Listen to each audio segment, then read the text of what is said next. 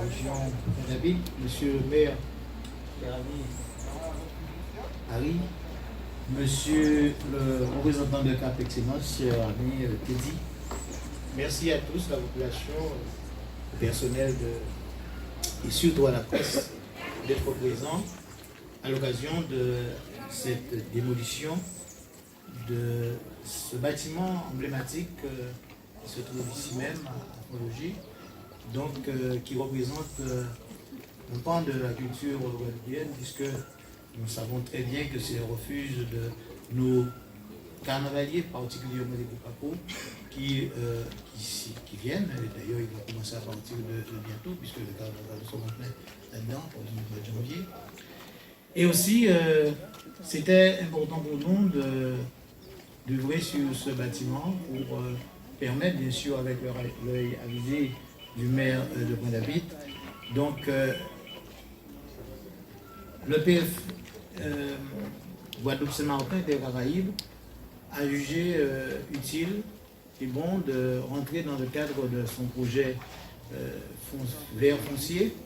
Et je dois pouvoir remercier à l'occasion le courage, je dirais, du conseil d'administration d'avoir délibéré favorablement pour permettre à la directrice d'œuvrer dans le sens de cette démolition et voir demain dans quelle mesure nous allons pouvoir, avec des associations certainement de la zone, rendre, je dirais, fertile cette zone avec bien sûr des jardins partagés et d'autres activités que nous allons pouvoir créer dans cette zone, permettant ainsi vous savez, nous sommes à l'heure de l'agroécologie, nous savons très bien que nous sommes en droit de permettre au mieux le bien-être de nos populations et donc permettre qu'il y ait des couloirs, je dirais, écologiques, permettant, puisque nous avons une population vieillissante aussi,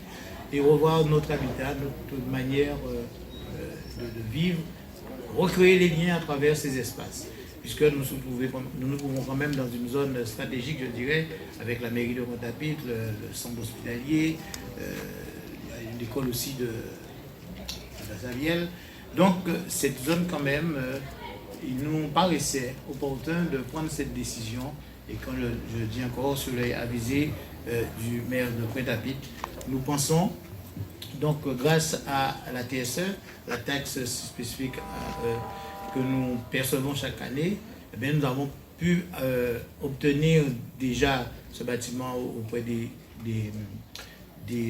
locataires, des copropriétés pour l'euro symbolique, mais la démolition a été portée par le PFL Terre Caraïbes entièrement, et donc nous pensons, nous faisons là une de nos missions, et que nous allons certainement pouvoir perpétuer sur l'ensemble du département, puisque nous savons très bien que le problème des dents creuses quand même peut nous permettre d'avoir ce qu'on appelle une réserve foncière pour les communes et permettre l'installation de bâtiments publics, en tout cas tout ce qui est d'intérêt général permettant le bon fonctionnement d'une ville. Donc voilà, donc nous remercions aussi, pendant que nous y sommes, l'ensemble des entreprises, puisque aujourd'hui nous sommes dans la phase finale de cette démolition, puisqu'il y a eu bien des travaux avant, et aussi cette population de Fonlogis qui est attentif. Je pense qu'ils étaient là, ils ont suivi toute cette démolition, et j'espère que le PF, nous avons apporté un peu de joie à ces personnes, mais qui n'est pas fini, puisque c'est la finalité de tout ce projet que je pense qu'il va pouvoir permettre de savoir si nous avons fait du bon travail, mais je le pense déjà. Voilà, je m'arrêterai là, donc Madame Valérie. Merci, Président. Merci à vous. Monsieur le maire, Harry Dumesnel, vous avez la parole après votre gorgée. Merci. Oui, bonjour à tous, bonjour à toutes et à tous. Je suis ici ce matin pour partager le soulagement que chacun doit ressentir, et particulièrement les gens de ce quartier qui vivaient à côté de ce bâtiment qui menaçait de s'effondrer. Personnellement, j'ai eu à œuvrer en tant qu'avocat sur le dossier de cette affaire qui remonte à une vingtaine d'années.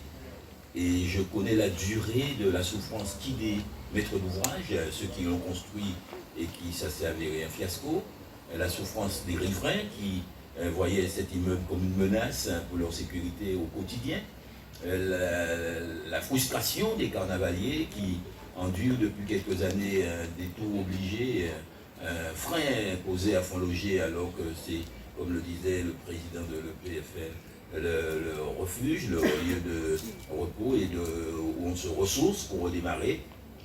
Donc pour moi c'est un soulagement.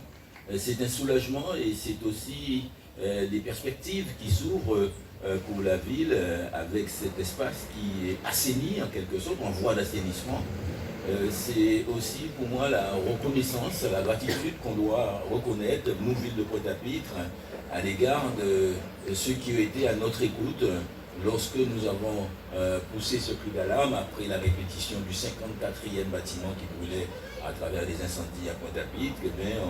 On a appelé l'État à la rescousse et le sous-préfet ici présent, M. Benoît, nous a entendus. Il a mis autour de la table, comme il le fait souvent face aux problématiques de Pointe-à-Pitre, ville exsangue financièrement qu'on a trouvé. On a toujours eu cette écoute de l'État qui, à travers le COROB, le contrat de redressement outre-mer, nous prête une assistance quasi quotidienne. Et lorsqu'on a posé le problème de la prévention des risques à Pointe-à-Pitre, les risques d'incendie, risques sismiques et risques tout court d'effondrement, de démolition de bâtiments sur soi-même, on a trouvé l'écoute du sous-préfet qui a mis tout le monde autour de la table pour rechercher des solutions afin de réduire les risques à Pointe-à-Pitre. Et quand on a dit qu'il y avait plus de 150 bâtiments qui étaient en état d'abandon manifeste et que les mises en demeure adressées par la ville aux différents propriétaires, quand on les trouvait, s'avérait vaine. On cherchait des solutions pour se dire comment faire pour prévenir le prochain incendie ou le séisme, le big one que chacun craint, appréhende depuis quelque temps. Et là, autour de la table, il y avait l'EPF, Madame Corinne Vegataramen, j'ai vu tout à l'heure, voilà, Madame Vegataramen qui, comme d'habitude, est toujours à l'écoute des doléances de la ville et a recherché avec nous des solutions, la DIAL, le Cap Excellence. Et donc Cap Excellence qui assume la compétence habitat dans la communauté d'agglomération et qui, avec nous, recherche des solutions pour assainir le paysage de Pointe-Roy de toutes ces dents creuses, comme on les appelle, ces verrues qui, on les dit, exposent la ville de Pointe-à-Pitre à des risques considérables. Donc c'est un maire soulagé. Je suis arrivé avec 3 heures de retard de mon vol professionnel hier et je pense que c'est la meilleure nouvelle que j'ai pu trouver dans le contexte actuel, c'est de savoir que les gens de Fonds-Loger n'auront plus ce chancre à leur face et telle menace de démolition à leur face. Et les carnavaliers pourront profiter. Tout le monde est content et on ne pourra plus dire que fait le maire, que fait la municipalité. Ils ne font rien. Regardez-moi ce bâtiment-là, ils ne font rien. Oui, c'est du soulagement. C'est le seul mot que je puisse exprimer qui traduise mon sentiment ce matin. Je me tiens à votre disposition pour répondre à vos questions. Merci beaucoup, monsieur le maire. Monsieur Foul, de Cap Excellence, la parole est à vous. Bonjour à tous. Écoutez, je me réjouis de cet élan de partenariat qui aujourd'hui se traduit très clairement dans le factuel, puisque, comme le dit le maire de la ville de Pointe-à-Pitre, c'est un encouragement, c'est aussi un avant fort qui consiste aujourd'hui à faire en sorte que Cap Excellence soit un des partenaires qui, dans sa stratégie d'habitat, justement, qui lutte contre l'habitat indigne, dans cette motivation de se réapproprier les centres anciens, montre aujourd'hui et certifie son accompagnement, justement, aux côtés du maire de la ville de Pointe-à-Pitre, mais notamment avec les partenaires ici présents. Donc, c'est vrai qu'il a aussi identifié, il a énuméré un certain nombre de bâtisses, à hauteur de quand même 150, ce qui n'est pas des moindres. Et ce qui signifie que ce type d'opération sera renouvelé par rapport à ce vaste chantier.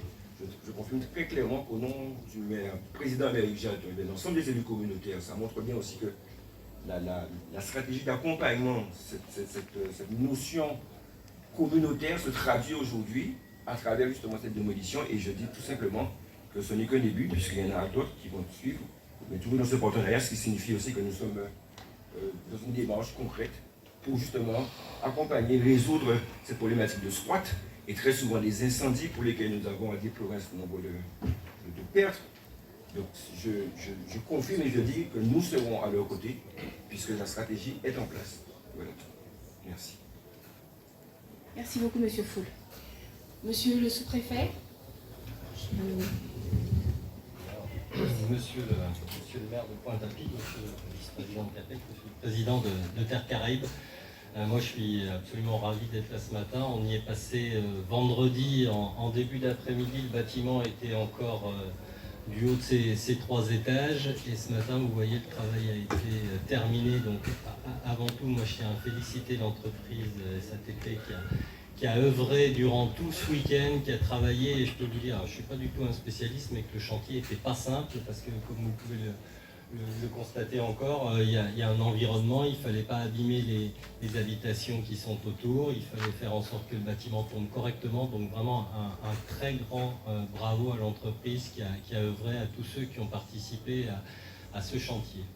Et puis ce chantier, il est assez symbolique, et monsieur le maire l'a rappelé en fait, parce que c'est la première concrétisation d'un travail qui a été lancé au printemps 2024 à la suite de plusieurs incendies. Monsieur le maire a signalé ses difficultés auprès du préfet et j'ai parfaitement le souvenir que le préfet avait souhaité faire le point avec vous, monsieur le maire. Nous étions le 8 mai 2024 à l'issue de la cérémonie qui a eu lieu à Pointe-à-Pitre. On s'est retrouvé à la sous-préfecture en disant comment on pourrait essayer d'avancer concrètement cette fois-ci. Et vous l'avez rappelé, il y a un très grand nombre de bâtiments qui sont sans doute en état d'abandon. Et on s'est dit qu'il fallait déjà mettre en place une procédure, une technique un peu pour pouvoir avancer. Donc vous nous avez adressé une première liste de bâtiments que vous considériez comme les plus prioritaires. Il y en a 16. Ces 16 bâtiments, ça a été notre base pour travailler de façon collective, parce que ça a été un travail vraiment collectif. Et je remercie également Madame la directrice de Terre Caraïbes, parce qu'elle a été un élément essentiel, mais je remercie également CAPEX, bien sûr, qui a participé, bien évidemment les services de la ville de Pointe-à-Pitre, parce qu'ils ont mené toutes les procédures administratives nécessaires qui nous permettaient d'avancer. Je remercie aussi l'ADAL qui nous a accompagnés, la DAC, Direction des Affaires Culturelles, qui nous a accompagnés également. Je remercie également EDF, parce que EDF, ça a été une des premières mesures qu'on leur a demandé de faire, c'est-à-dire d'aller déposer toutes les installations électriques de ces bâtiments que vous nous aviez signalés. Donc EDF a procédé à ces retraits. Et puis sur cette liste, on a très vite considéré que le premier bâtiment sur lequel il fallait essayer d'avancer, c'était Fontlogier. Parce qu'il y avait ce double intérêt pour le quartier et puis pour la saison des carnavals, puisque cet immeuble était dans le périmètre sécurisé. Donc le travail a été mené, vous le voyez, en quelques mois, et je pense que c'est assez remarquable parce qu'il y a eu ce travail collectif, parce que tout le monde a souhaité faire avancer comme il fallait ce chantier-là, et ce chantier il est aujourd'hui quasi terminé. La saison carnaval va pouvoir se dérouler dans de meilleures conditions grâce à cette démolition. Et puis, comme vous l'avez dit, monsieur le vice-président de CAPEX, et comme le maire l'a rappelé, on va continuer ce travail encore une fois, puisque vous avez compris qu'il y avait une liste avec d'autres bâtiments qui ont été expertisés par Terre Caraïbes. Donc on va continuer ce travail parce que sur ces autres bâtiments, soit ce sont un étage à faire tomber, soit c'est un balcon qui menace de s'effondrer. Donc on va continuer ce travail pour permettre effectivement de sécuriser différents bâtiments de Pointe-à-Pitre. Et ensuite, il y aura un travail absolument essentiel aussi de récupération de ces dents creuses, parce qu'on peut en faire beaucoup de choses. Et c'est ce travail que nous allons mener de concert maintenant et continuer à avancer ensemble, parce que c'était la seule solution pour arriver à des résultats concrets. Donc encore une fois, moi je suis vraiment ravi d'arriver ce matin, de voir qu'il n'y a plus rien et que cet immeuble Fontlogier a enfin disparu. Voilà, merci beaucoup. Merci, monsieur le sous-préfet.